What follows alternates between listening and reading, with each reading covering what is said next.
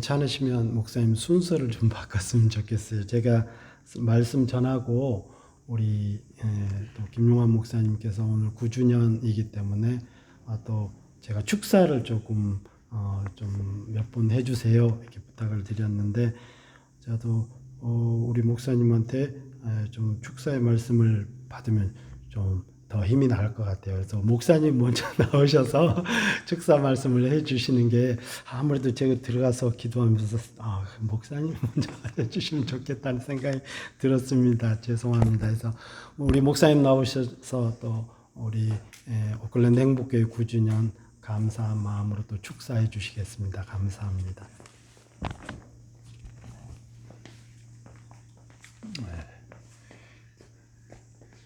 성경 말씀 한 곳 보겠습니다.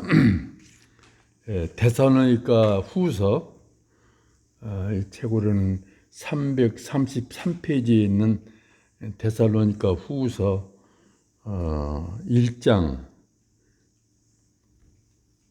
4절부터 제가 한 절만 보겠습니다. 데살로니가 후서 1장 4절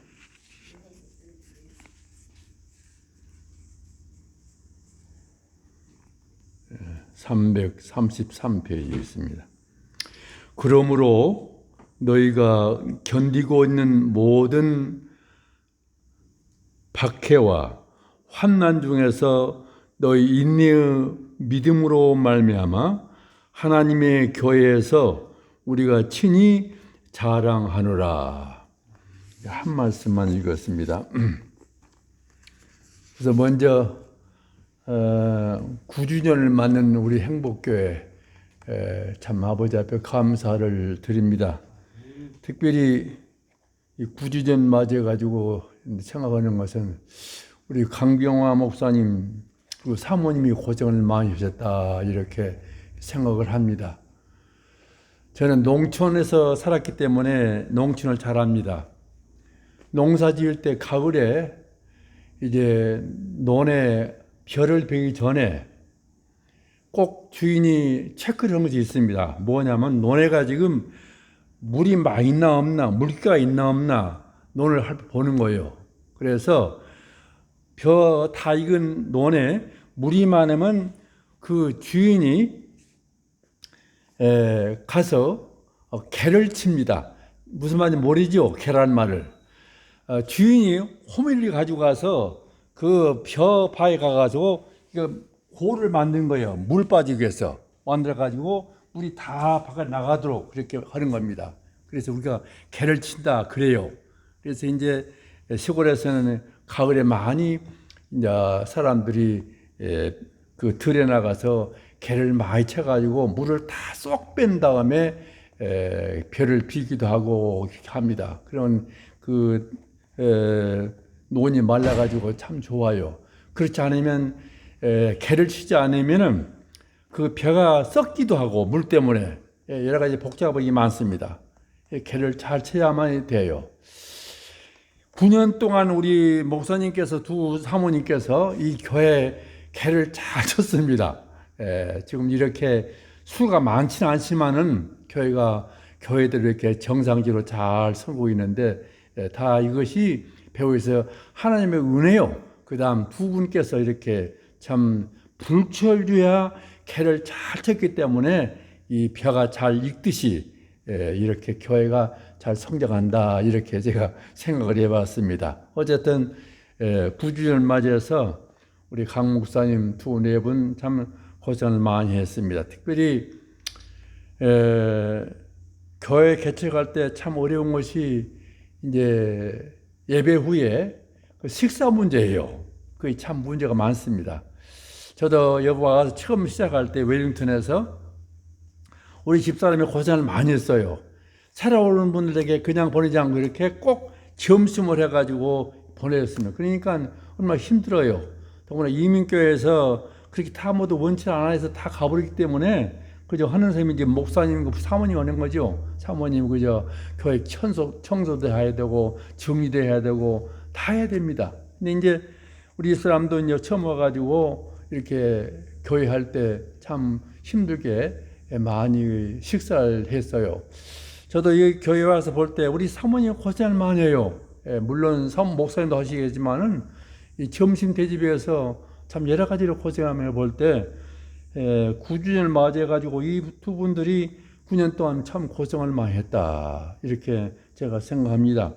이만큼 교회가 크지는 않지만은 정상적으로 잘 성장하는 것 다 하나님의 은혜 가운데, 그리고 두 분의 그 공이 크다, 이렇게 제가 생각을 해봤습니다.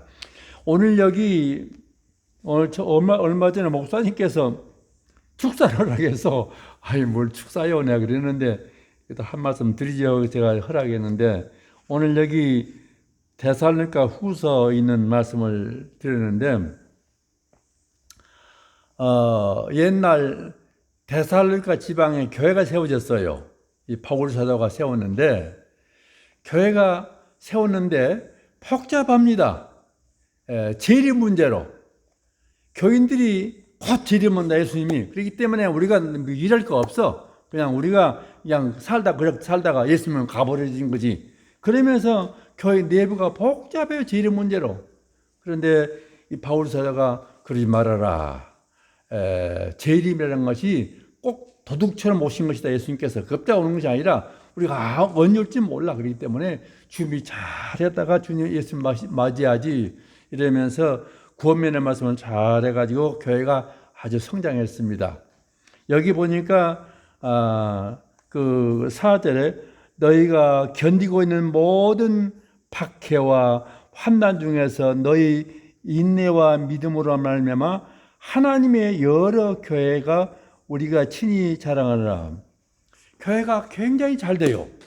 아주 은혜스럽게 교회가 부흥합니다. 그러니까 많은 사람이 참 저게 좋은 교회야, 데살로니가 교회는 참 훌륭한 교회야 하면서 자랑을 많이 하는 거예요. 교인들이 우리 교회 와봐라, 참 우리 교회는 좋다 하면서 우리 교인 자체들이 이제 자랑을 많이 하는 거예요. 우리 교회 좋다고. 여기 보니까 사랑이 많고 봉사도 있고 은혜가 많다. 그러니까 우리 교회라 해가지고 그 당시에 이 데살로니가 교회가 굉장히 자랑스러운 교회가, 좋은 교회라고 평을 많이 받아간 교회가 이 교회라, 이렇게 늘 말을 많이 하고 있습니다. 좋은 교회라는 것은 우리가 생각할 때 건물이 큰 교회, 대형 교회, 시설이 잘 된 교회, 음악 시설이, 음악 장치가 또 그리고 헌금이 많이 있는 교회, 교인이 많고 그런 것을 의미하지 않습니다. 교회라는 것은 믿음이 있는 교회가 되고 좋은 교회인 거예요. 저 교회가 참 훌륭하다, 소문난 교회 좋은 교회다 하는 것은 그 교인들이 얼마나 믿음을 가진 교회인가, 이걸 보고서 우리가 평가하는 겁니다. 많은 사람들은 그래 안 해요. 그 믿음은 둘째 두고서는 그 교회 크다, 시설이 좋아, 그 교회 훌륭한 분 많이 와, 또 그 목사님 학위도 많이 받은 목사님이야, 박사요, 이렇게들 하는데 그건 참다운 교회가 아니에요. 교회라고 하는 것은 믿음 있는 사람들이 모이는 곳이에요. 저 교회가 참 믿음이 좋은 사람 많네. 여기 지금 데살로니가 교회가 왜 이렇게 훌륭한 교회, 소문난 교회 되었냐면은 교회가 굉장히 핍박이 많았습니다. 그 당시에 신앙하면 잡아가기도 하고 직장에 갈 수가 없어요. 직업을. 그렇게 어렵습니다. 핍박이 굉장히 많았어요, 교인들이. 그런 중에도 이 사람들은 낙심하지 않고 열심히 기도하고 봉사하고 사랑하는 교회였습니다. 그렇기 때문에 많은 사람이 참 저게 훌륭한 교회야, 소문난 교회다, 이러면서 많은 교인들이 이 교회에 대해서 칭찬을 많이 했다, 이렇게 봅니다. 특별히 이 교회는 보니까 모든 면에 본이 되는 교회라 이렇게 보고 있어요. 데살로니가 교회는 본이 돼. 교회에 나간 사람을 봤습니다. 참 저 교회에 나간 교인들은 참 본이 되는구나. 모든 생활 속에서 본이 되는구나. 가정생활도 그렇고 자녀 교육도 그렇고 그 목사님 자신도 그렇고 모든 면에 본이 되는구나. 본되는 교회예요. 이것이 중요합니다. 여러분들 교회 나가면서 내 생활 속에서 본을 보여줘야 돼요. 야, 저분 참 교회 나가지만 밥 먹을 것이 없네. 되겠습니까? 안 되지. 그러니까 교회 나가면은 다 무시하고도 내 자신을 통해서 남들에게 본을 보여줘. 샘플이 돼야 된다는 얘기요. 말에도 그렇고 또 생활 속에도 그렇고 태도도 그렇고 본이 돼야 됩니다. 근데 이 데살로니가 교회는 본이 되는 교회였어요. 여러분들 비록 이 행복교회가 그렇게 남 보기에 큰 교회도 아니고 수도 적고 여러 가지 약하지만은 여러분들이 이웃 사람에게 본이 될 때 스스로 많은 사람이 오게 되어 있습니다. 그렇기 때문에 여러분 하나 개인이 굉장히 중요해요. 내가 어떻게 사느냐가 중요합니다. 내 가정생활 속에서, 내 사회생활 속에서, 내 행복교인 교인 나로서 내가 어떻게 살 것인가, 사는 건가, 이걸 잘 보여줄 때 본되는 교회 될 때 교회가 부흥할 수 있는 거예요. 그 다음 이 교회는 선교하는 교회예요. 선교하는 교회. 여기 보니까 바울 사도가 성경을 매일 강론해가지고 많은 사람들을 구원시켰다 하는 말이 나옵니다. 이 바울 사도가 목회하면서 성경을 잘 강론했어요. 이렇게 저렇게 쪼개가면서. 그러니까 교인들이 비록 다른 건 부족하지만은 말씀을 통해서 굉장히 신앙으로 힘을 얻고 성장했습니다. 그래서 선교도 하고 막 그랬다는 얘기예요. 여러분들 이 행복교회 그렇게 참 우선 양적으로 적기 때문에 힘이 없어요. 그거 다 알고 있어요. 근데 가만히 보니까 이 교회에서 선교를 많이 합니다. 내가 압니다. 저기 지금 은혜나눔교회 그 김 목사님이 저 인도에서 선교하고 있어요. 근데 그 양반은 우물 파는 선교예요. 인도가 참 어려운 나라이기 때문에 물이 없어가지고 수십 년 가서 물 기도 못 쓰면 얼마나 힘들겠습니까? 그런데 가서 우물을 파주는 거예요. 다 교인들이 모여가지고 예배 드리고 예배당을 짓고 그런 훌륭한 일을 합니다. 그런데 이 행복해서 하는 것을 담당하셨어요. 큰 선교죠. 비록 여러분이 이렇게 앉았지만은 여러분이 드는 헌금이 인도까지 가가지고 우물을 파가지고 많은 사람이 물을 마시면서 신학이 됐나봐요. 교회 세워가지고. 얼마나 큰 선교입니까? 선교사 훌륭하죠. 여러분 다 갈 수가 없어요. 어떻게 갑니까? 오늘라든가 뭐든지 갈 수가 없어요. 그러나 여러분이 여기서 기도하면서 정성 들여서 헌금하면 그것이 선교가 되는 거예요. 여러분 그걸 하고 있습니다. 이 교회가. 행복교회 참 약한 교회 아니에요. 약한 교회 아닙니다. 선교하는 교회입니다. 이거 볼 때 여러분들 참 사람 눈으로 볼 때는 참 약하게 보이지만은 하나님께서 볼 때는 그렇지 않아요. 여러분 교회 큰 교회입니다. 아시고 자부심을 가지시고 특별히 우리 강 목사님 이 교회에서 자리밥에서 하시면서 이렇게 하시는데 여러분들 열심히 신앙하시면서 목사님과 서로 도와가면서 일할 때 교회가 앞으로 많이 부흥할 줄 믿고 있습니다. 나는 이렇게 자주는 못 나오지만은 올 때마다 참 감사하면서 참 두 분이 고생 많이 하신다. 반드시 분명코 머지않은 장래에 이 교회 등에서 큰 일을 망하겠구나 하는 생각을 많이 하고 있습니다. 그런데 많은 사람들은 팍 교회 가서 아이고 교회 약하네 힘이 없네 그러면서 안 나올 수 있고 막 그래요. 그러지 마시고 한번 여러분께서요 이거 생각해야 됩니다. 왜 하나님이 나를 이곳에 보내는 걸 알아야 돼요. 많은 교회 있습니다. 이 시내에. 그런데 하필은 왜 어려운 이 행복에 보내느냐 이걸 알아야 돼요. 하나님께서 이게 보냈으면 여러분들 무엇인가 뜻이 있기 때문에 움직이면 안 됩니다. 여기서 이것이 바로 하나님이 주신 교회라고 생각하시고 최선 다하시는 거예요. 여러분께서 그래야지 이리 갔다 저리 안 됩니다. 여러분들 이 교회 참 귀하게 여기면서 열심히 일 많이 하시기 바라겠습니다. 내가 아는 분도 몇 분이 계시는데 열심히 하는 분 계세요. 오셔가지고 이 책상 정리도 하시면서 일찍 오셔가지고 오는 거 내가 잘 듣고 있습니다. 너무 감사한 일이에요. 그렇게 해야 됩니다. 하나님께서 그렇게 하기 위해서 보냈어요, 여러분들. 그렇기 때문에 어떤 누구 전도보다도 나는 하나님이 내가 보냈기 때문에 여기 왔기 때문에 나는 이웃이 내 교회다 하고서는 열심히 충성하시기 바라겠습니다. 감사합니다. 감사합니다.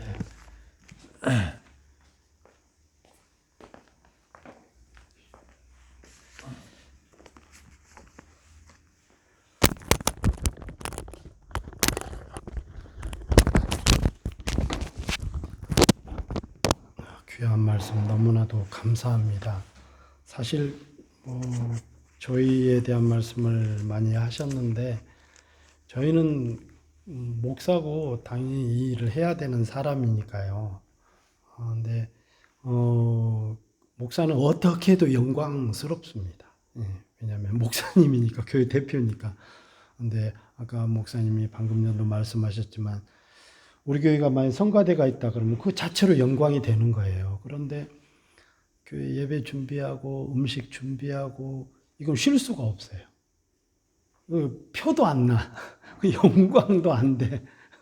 그렇잖아요. 교사를 하든 찬양대를 하든 이게 다 표가 나거든요. 부럽고 영광스럽잖아요. 보기 좋고. 근데 와서 청소하고 예배 준비하고 이런 것들이 사실은 정말 표 안 나요. 그래서 참 그런 부분들이 하나님이 받으시는 진짜 예물이 아니겠는가. 저는 사실은 그 사명으로 부르셨으니까 당연한 거 아니겠습니까? 당연한 일을 하는 거고 저희 집사람이랑은 그런 얘기를 요즘은 잘 안 나누지만 결혼하고 좀 한동안 그런 얘기를 많이 했어요. 개척교회 때 파주에서 너무너무 힘들 때 그때 서로 얘기할 때 힘들다는 생각은 일도 안 든다 그랬어요. 늘 얘기를 하면 그렇게 좀 목사님 나이도 얼마 안 됐는데 그렇게 목회를 하나 무슨 일제시대인가 그럴 정도로 핍박도 많았고 동네 사람들 주변 지역들 뭐 그랬는데요. 힘들다는 생각 일도 안 들었어요. 이렇게 하나님이 은혜를 주시는 거죠, 저희들에게. 그래서 제가 볼 때는 우리 성도님들 함께 하신 성도님들이 열심히 같이 이름도 없이 빛도 없이 달려오기 때문에 저희가 위로가 되고 힘이 되고 갈 수 있는 힘이 있지 않나 그런 생각이 들어요. 하여튼 목사님 너무 감사합니다. 귀한 말씀. 목사님이 참 이런 데 서실 만한 분이 아니에요. 아시잖아요. 뉴질랜드 교회에 처음 세우셔서 정말 한인교회가 우리 목사님을 통해서 이제 그 이후로 많은 교회들이 세워지고 정말 시금석이 되었죠. 그래서 지금 정말 저렇게 되시는 모습을 보면서 너무 늘 부러워요. 늘 저 후배고 그죠? 아들뻘 후배죠. 그리고 늘 행복하신 모습 봐도 좋아 보이고요. 그래서 나도 저렇게 되고 싶다 하는 정말 멘토 같은 분이고 정말 목표나 마찬가지예요. 너무 감사하고 이게 축사를 들으니까 제가 설교하는데 힘이 많이 납니다. 하나님께서 오늘 저와 여러분들에게 주시는 말씀 에베소서 2장 19절로 22절까지 말씀입니다. 신약 312쪽 되겠습니다. 에베소서 2장 19절로 22절까지 말씀.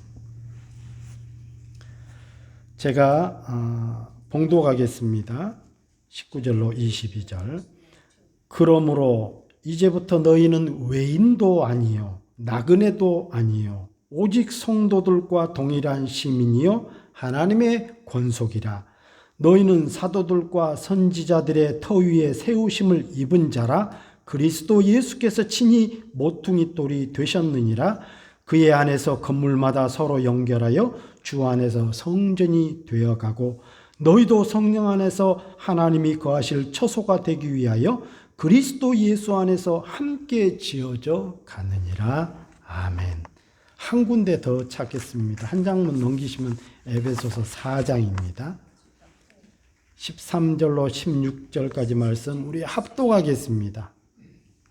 4장 13절로 16절 다 같이 시작. 우리가 다 하나님의 아들을 믿는 것과 아는 일에 하나가 되어 온전한 사람을 이루어 그리스도의 장성한 분량이 충만한 데까지 이르리니 이는 우리가 이제부터 어린아이가 되지 아니하여 사람의 속임수와 간사한 유혹에 빠져 온갖 교훈의 풍조에 밀려 요동하지 않게 하려 함이라. 오직 사랑 안에서 참된 것을 하여 범사에 그에게까지 자랄지라. 그는 머리니 곧 그리스도라. 그에게서 온 몸이 각 마디를 통하여 도움을 받음으로 연결되고 결합되어 각 지체의 분량대로 역사하여 그 몸을 자라게 하며 사랑 안에서 스스로 세우느니라. 아멘. 예. 오늘은 좀 감사한 날이니까요. 좀 시간이 가도 조금 이해를 바라겠습니다. 제가 한 주간 내내 그래요. 성탄절, 부활절, 감사절기들, 교회 행사가 여러 가지 있지만 저는 교회 행사 중에 가장 중요하게 여기는 행사를 오늘을 늘 제 마음속에 새기고 있습니다. 성탄절, 부활절 더 중요하죠. 주님이 우리를 위해서 오신 날이고 다시 사신 날이니까. 그런데 그것은 제가 어떻게 할 수 있는 일도 아니고 하나님의 전적인 구원의 사역이신데, 오늘은 공교롭게도 하나님께서 저를 통해서 교회를 세우신 날이기 때문에 너무너무 감사한 날이고, 보잘것없고 부족함 투성이지만 그럼에도 불구하고 하나님, 제가 이렇게 목회를 감당할 수 있다는 그 은혜가 너무 감사합니다. 또 귀하신 하나님, 당신의 자녀들을 제게 보내주셔서 이렇게 맡게 해주셔서 너무 감사합니다 하는 마음으로 한 주간 동안 무슨 말씀을 전해야 되나 하는데 갑자기 딱 떠오르는 생각이 있었어요. 제가 우리 교회 캠프에 가서 새해를 시작하면서 드렸던 말씀, 이제 2024년 마지막 주일 그때 드렸을 때 혹시 기억나시나요? 그때 드렸던 말씀이 두 글자인데 함께라는 말씀을 드렸던 기억이 갑자기 떠오르는 거예요. 교회는 혼자는 결코 아닙니다. 예수님도 혼자가 아니에요.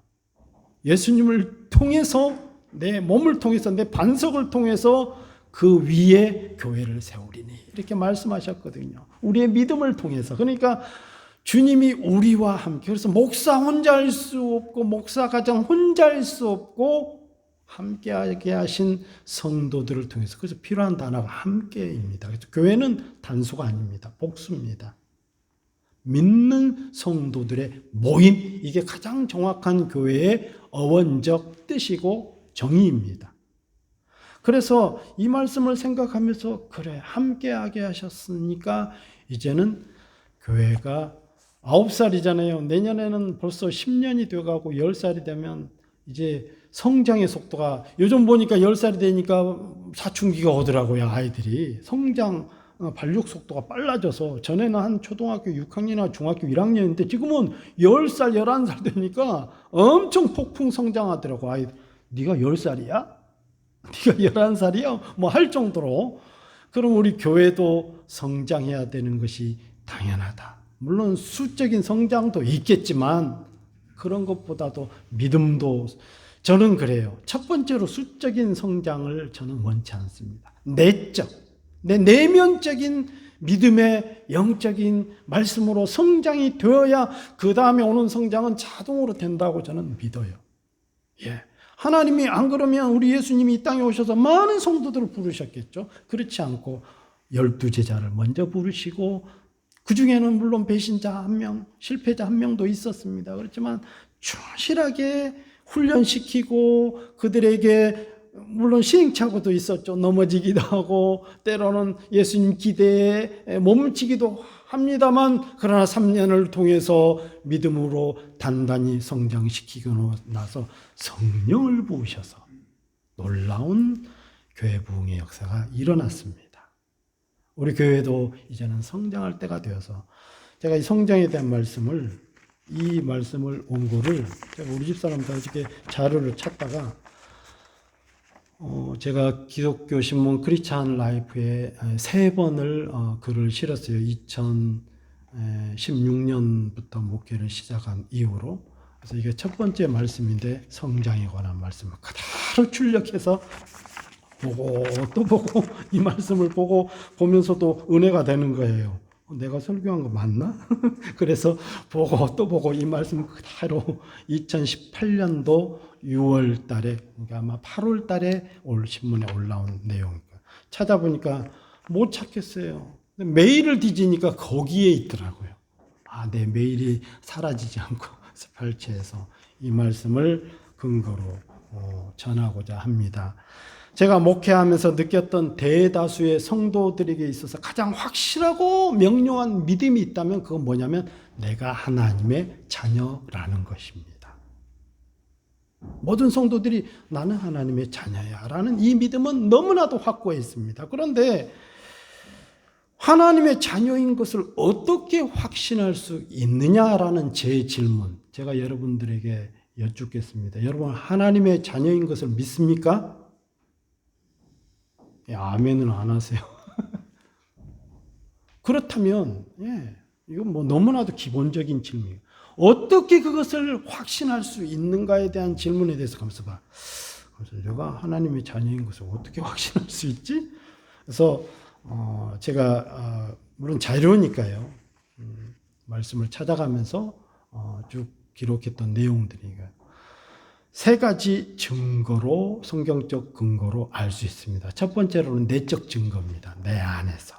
요한일서 5장 10절로 12절 하나님의 아들을 믿는 자는 자기 안에 증거가 있고 여러분 안에 하나님의 자녀인 것을 믿잖아요. 그냥 이미 증거를 가졌다는 거예요.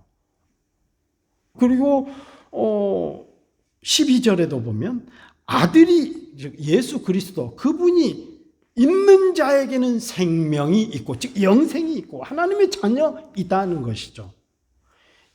이처럼 예수님을 부인하지 않고 내 마음속에 하나님을 믿어지는 마음이 있다면 이미 내적인 증거가 됐다는 거죠. 두 번째로는 외적 증거입니다.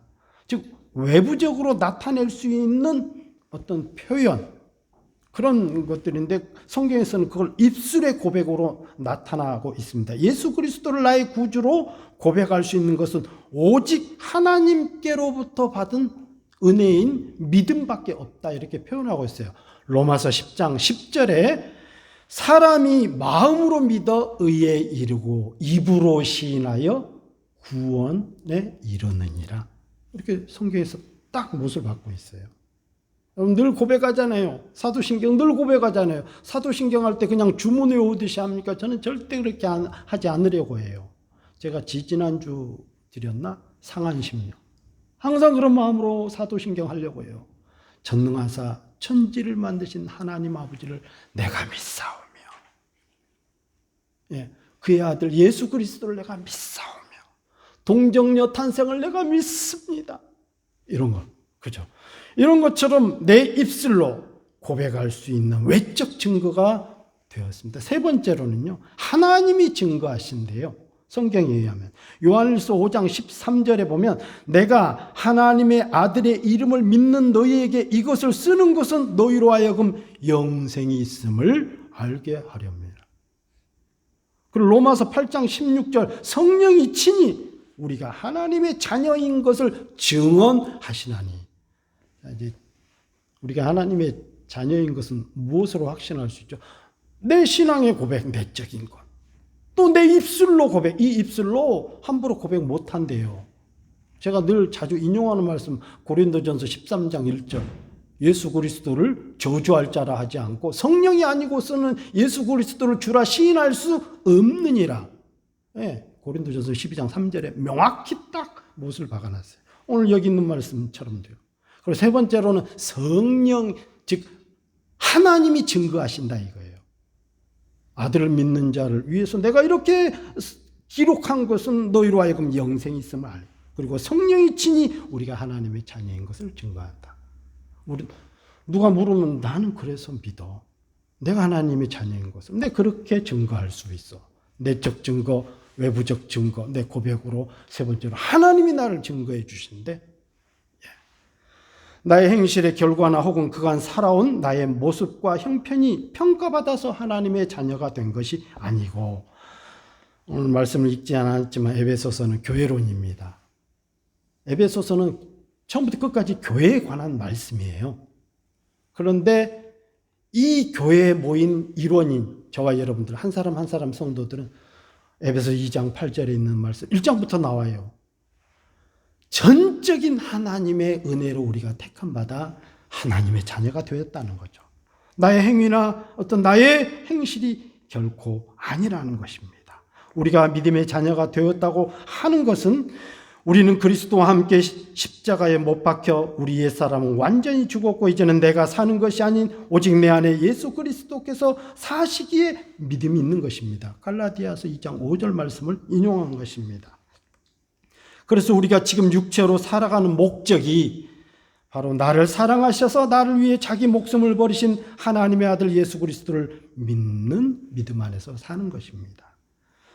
그러므로 이제는 내가 사는 것이 아니요 내 육체는 예수 그리스도께서 거하시는 고린도전서 3장 16절에 있는 말씀처럼 그리스도께서 거하시는 내 몸이 곧 성전인 것입니다.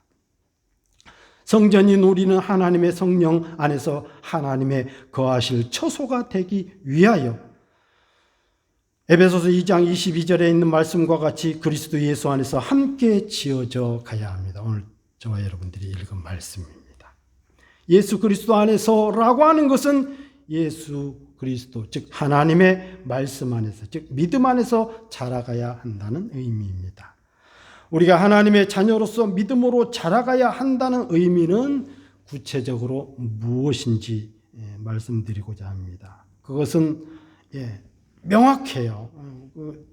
이따가 말씀을 제가 드리겠지만 그것은 첫 번째는 하나님의 아들을 믿는 것과 두 번째는 그분을 아는 일에 온전한 사람을 이루는 것입니다. 이런 자가 바로 믿음이 충만한 사람, 그리스도의 장성한 분량이 충만한 자입니다. 믿음이 자라가지 못하면 어린아이와 같아 어떤 일이 쉬이 속거나 또 무엇이 중요하고 무엇이 잘못된 것인지 그리고 믿음이라는 모습의 행동적 의지도 발생되기 어렵습니다. 즉 어린 아이는 스스로 설 수 있는 능력이나 지혜나 힘이 부족하다. 성장된 믿음은 무엇입니까? 세상 풍조에 휩쓸리지 아니하고 어떤 어려움을 이길 힘이 믿음 안에 있고 죄를 이길 능력도 있습니다. 믿음이 성장하면 그런 것들을 극복한다 이거예요. 그런데 주일도 잘 지키고 혹은 봉사도 잘하고 헌금도 잘 드리고 나름대로 교회 행사나 모임 이런 것들 꽤 잘하는데 왜 하나님은 내게 고난을 주시는지 이해가 안 됩니다 하면서 그렇게 질문할 때가 많습니다. 그리고 상담을 요청할 때도 많고요. 우리는 믿음의 근본적 이해부터 바꿀 필요가 있습니다. 그것은 믿음의 성장인 것입니다. 우리가 어른이 되어 성장하면 어린 아이의 때의 일을 잊어버린다고 고린도전서 13장 11절에 나와 있습니다.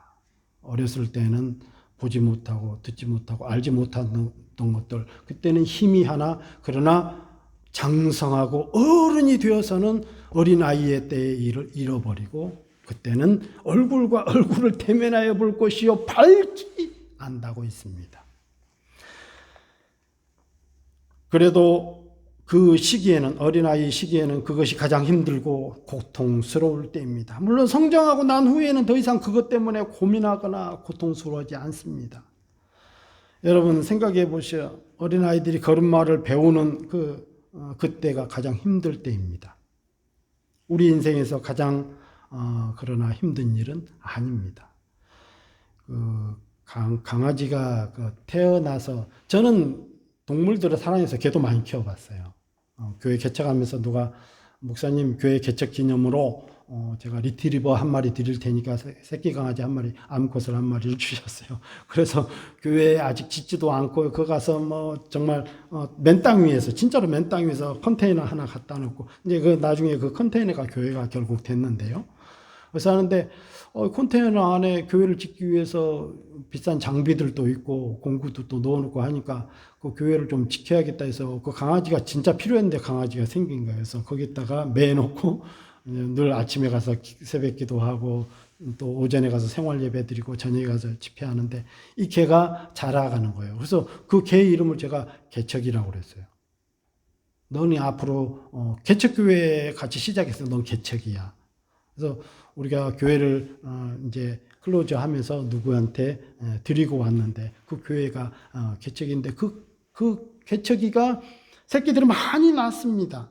근데 낳을 때 보니까 그 특징을 알겠더라고요. 근데 이 강아지가 태어나서 어미의 그 초유, 젖을 스스로 기어가 찾기까지 약 3시간 걸립니다.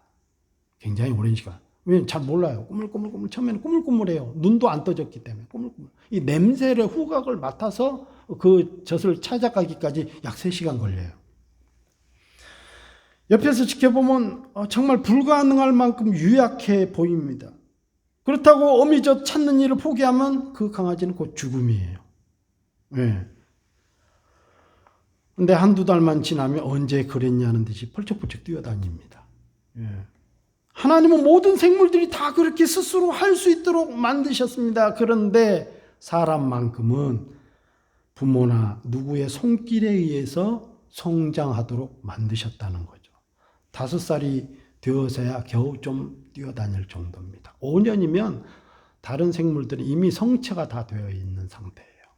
근데 사람은 5살만 돼도 조그마한 원숭이 하나도 못 이겨요. 예.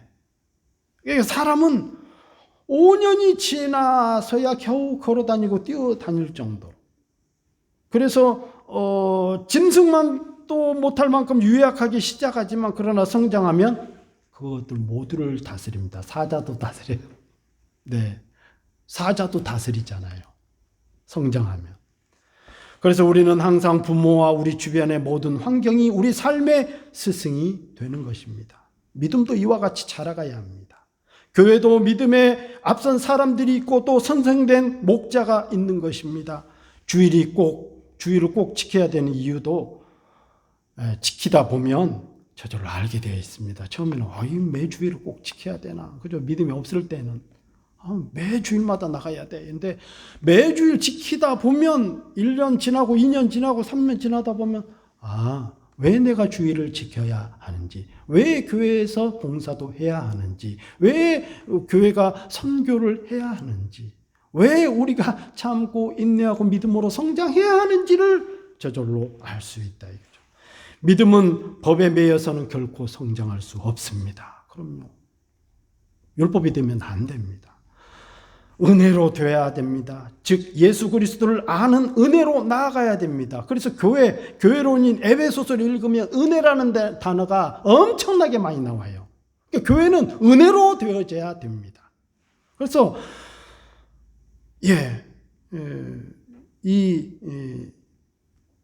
우리가 아무리 노력한다고 해도 법에 매였다고 하면 언젠가는 넘어지고 언젠가는 그 일들이 스톱이 될 수밖에 없는 것입니다. 예수님을 믿는 것, 예수 그리스도의 일을 아는 일에 우리가 더욱 자라가라고 말씀하신 이유가 에베소서 4장 11절 16절에 나옵니다.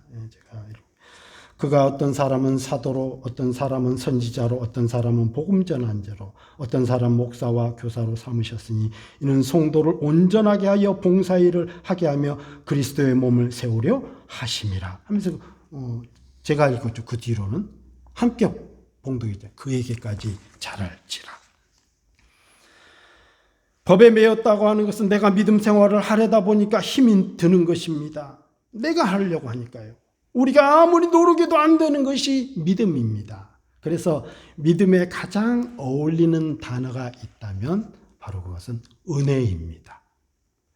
은혜는 사랑의 관계입니다. 부모님의 사랑을 아는 자는 부모님을 공경하는 일을 결코 의무감으로 여기지 않습니다. 의무감이라면 금세 한계에 다다릅니다. 부모의 은혜를 알기 때문에. 부모님이 나를 낳아주시고 길러주시고 그런 것들을 은혜를 알 때 공경하는 것이고 복된 자녀가 되는 것입니다. 이것이 진정으로 법에 매인다는 의미인 것입니다. 사랑과 은혜에 매인 자는 그저 고맙고 감사하고 늘 죄송할 뿐입니다. 저와 여러분의 관계도 그래야 돼요. 늘 은혜로워야 돼요. 저는 그래서 진짜로요. 너무너무 감사하고 딱 생각해보면 아찔해요. 만약에 지금 아무도 없고 구준이인데 우리 가족만 예배 드린다고 생각하면 아찔해요. 그래서 너무 감사한 거야.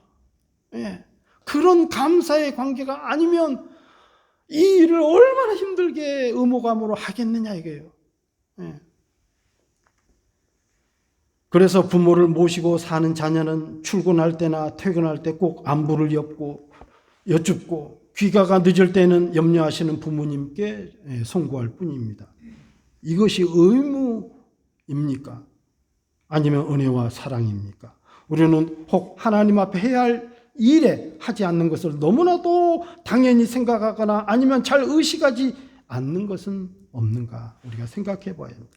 그렇다면 아직 어린아이와 같은 믿음인 것입니다. 어린아이는 부모에 대하여, 주변에 대하여 자녀로서 사랑받는 자로서 별 의식 없이 살아갑니다. 그래서 아직 어려서 그래. 그렇잖아요. 우리가. 제가 아직 어려서 그래. 좀 크면 알 거야. 예. 그러나 그때는 어린아이일 뿐이고 이제는 성장하면 달라지듯이 우리의 믿음도 달라져야 합니다. 성장에 필요한 3가지 제언을 드리고 마치려고 합니다. 간단합니다. 첫 번째로는 따라하십시다. 의식, 따라하세요. 의식 전환이 필요하다. 예, 성장이라는 의식 전환이 필요합니다. 나 성장해야 된다.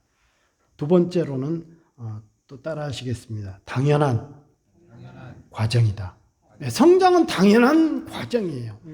지금 조금 이따 말씀드릴게요. 세 번째로는 힘있게 따라하셔야 돼요. 나를 위한 것이다. 성장은 나를 위한 것이에요. 제가 3가지 성장에 대한 제언을 드리는 것입니다. 의식 전환이 필요하고 당연한 과정이고 나를 위한 성장이어야 합니다. 이처럼 믿음의 성장도 의식의 전환이 필요합니다. 물론 이것도 하나의 성장 과정입니다. 우리는 믿음의 자녀입니다. 이전에 살아왔던 의식의 삶이 아닌 하나님의 자녀로 살아가는 삶이 마땅하다는 의식 전환이 필요한 것입니다. 어릴수록 보여지고 느껴지는 새로운 세상에 대해 궁금한 질문들이 많습니다. 학생 때는 자신이 좋아하는 일들에만 관심이 많은 시기이기에 그렇지 못하는 것들을 해야 할 필요성을 별로 못 느낍니다. 왜 공부해야 되는지, 왜 참고 인내하고 노력해야 되는지 모르겠다며 어른들에게 짜증을 내지만 어른들은 별로 개의치 않습니다. 왜 그렇습니까? 조금 커보면 다 알 수 있는 당연한 문제들이기 때문입니다. 어른들이 볼 때는 너네들이 힘들어하고 짜증내고 왜 이걸 해야 되나 하는 것들이 어른들이 보면 그거 아무것도 아닌데, 근데 그렇게 말하면 아이들은 더 힘들어하니까 그냥 아무 말 안 하는 거예요. 속으로 그렇죠. 자식들 커봐. 그거 아무것도 아닐 텐데. 그리고 아까 말씀드렸잖아요. 어린아이가 걸음마가 얼마나 힘들겠어요. 하다가 엎어지면 코도 깨지고 처박히면 아프고 울죠. 얼마나 힘들겠어요. 그럼 멈추면 됩니까? 그냥 말 안 해요. 야 임마 그건 네가 당연히 해야 되는 거야. 사람으로 살아가기 위한 사명이야. 이렇게 말 안 하잖아요. 그냥 놔두면 또 넘어지. 아이고 우리 아들 잘한다. 세상에 2걸음 3걸음 뛰었다고 그냥 세상을 다 얻은 거지. 아이고 잘했다. 이게 말이 됩니까? 2걸음 3걸음 뭐가 어렵다고? 그게 부모인 거예요. 예. 우리 의식의 전환이 필요하다 이 말이에요. 예. 지금 저는 믿음을 말씀드리고 있는 겁니다. 우리의 믿음. 당연한 믿음의 일들에 너무 힘들어하고 혹은 고통스러워하고 혹은 귀찮아하고 소중히 여기지 않는가. 하나님을 섬기고 사는 믿음의 일들은 당연한 하나님의 자녀로서 살아가는 평범한 삶인 것입니다.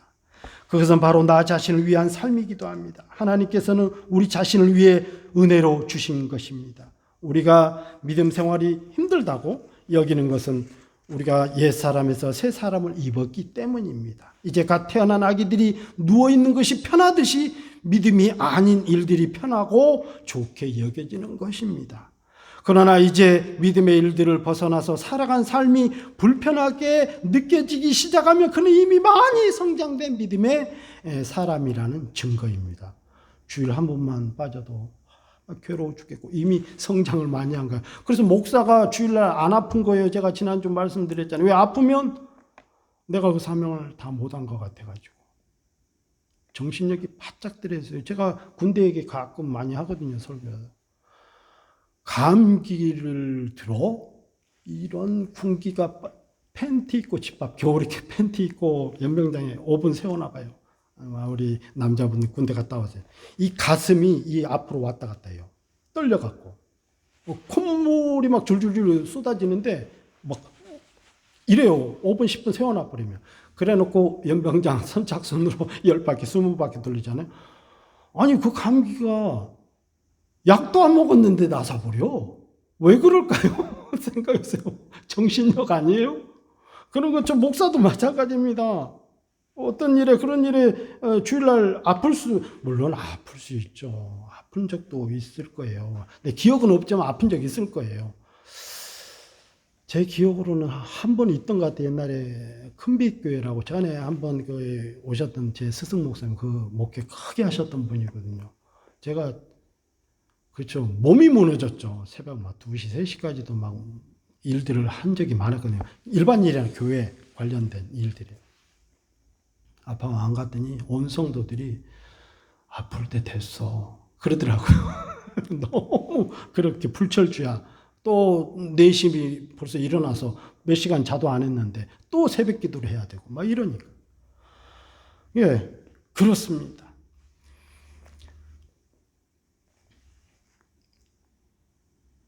우리는 이제 믿음의 성장되면 세상의 일들이 불편한 것은 당연한 것입니다. 지나온 많은 시간들을 돌이켜보면 나의 믿음이 얼마나 성장했는지를 자세히 설명하지 않아도 금방 스스로 알 수 있습니다. 다른 누구를 위해서 믿음 생활해 주는 것이 아닙니다. 남의 일처럼 느껴질 때 믿음 생활이 힘겹게 느껴지는 것입니다. 나의 것이고 나를 위한 것인데 꼭 남의 일을 도와주는 것 같기에 힘겹게 느껴지는 것입니다. 제가 성도들을 위해서 말씀을 잘 전하고 성도들을 위해서 기도하고 성도들을 위해서 헌신하고 아니에요. 나를 위해서 해야 돼요. 성도들을 위해서 기도하는 것은 곧 내게 복이다. 내 사명을 감당. 성도들을 위해서 더 헌신하고 하는 것은 곧 나를 위한 것입니다. 그게 돼야 돼요. 그래야 힘이 나지. 하나님 기뻐하시겠죠. 그래요. 하나님 내게 이 사명을 나같이 부족한 자가 있으니까 그것은 곧 나를 위한 것이라는 거죠. 남의 일은 한계가 있는 것이고 결국 고통스럽게 마련입니다. 그러나 나의 일은 다릅니다. 힘겹지만 반드시 해야 하는 일이면 그것 때문에 구속받거나 고통스러워하지 않습니다. 믿음은 그래서 성장해야 하는 것입니다. 믿음은 오직 예수 그리스도 안에서만 가능합니다. 그분은 믿음의 주요 또 온전케 하시는 분이시기 때문입니다. 이 땅에 육신을 입고 오신 예수님은 곧 말씀이요 하나님이십니다. 그러므로 믿음의 성장은 오직 예수님께 있고 환원하면 믿음은 오직 말씀으로 성장됩니다. 로마서 10장 17절에 있는 말씀처럼 믿음은 들음에서 나며 들음은 그리스도의 말씀으로 말미암기 때문입니다. 예수님은 말씀이십니다. 그러므로 항상 말씀이 있는 예배로 나와야 하고 그리고 말씀대로 순종하기 위해 기도해야 하고 맡겨주신 주의 사명들을 잘 감당할 때 우리의 믿음이 성장되는 것입니다. 이것은 당연한 믿음입니다. 부모를 공경하는 삶이 복된 것처럼 하나님을 공경하는 믿음이 복되다는 것을 우리의 믿음이 성장하면 자세히 설명하지 않아도 저절로 알게 됩니다. 말씀을 정리하겠습니다. 우리는 내적, 외적, 성경적 증거가 명백하기에 하나님의 자녀임이 틀림없습니다. 그러므로 믿음으로 새롭게 태어난 하나님의 자녀로서 믿음이 성장하고 자라가야 하는 것은 당연한 것입니다. 믿음으로 자라가는 것은 구체적으로 하나님의 아들을 믿는 믿음과 또한 그가 하신 일들을 아는 것입니다. 그것은 말씀 안에서 가능하고요. 예수 그리스도를 믿는 믿음의 삶에서 가능합니다. 항상 예배하고 기도하고 말씀을 가까이 하고 맡겨주신 주의 일들을 잘 감당할 때 나도 모르게 믿음이 성장합니다. 이러한 믿음은 하나님의 자녀로서 성장하기 위한 당연한 과정이며 또한 나 자신을 위한 믿음이 예수 안에서 자라가야 합니다. 이것이 하나님의 사랑을 받는 자로서 나아가야 할 길이요. 그것이 내게 복된 삶이 되는 길이요, 진리요, 생명인 것입니다. 마가복음 4장 26절 말씀을 이름으로 말씀을 맺겠습니다. 또 가라사대 하나님의 나라는 사람이 씨를 땅에 뿌림과 같으니 저가 밤낮 자고 깨고 하는 중에 씨가 나서 자라되 그 어떻게 된 것을 알지 못하느니라. 기도하십시다.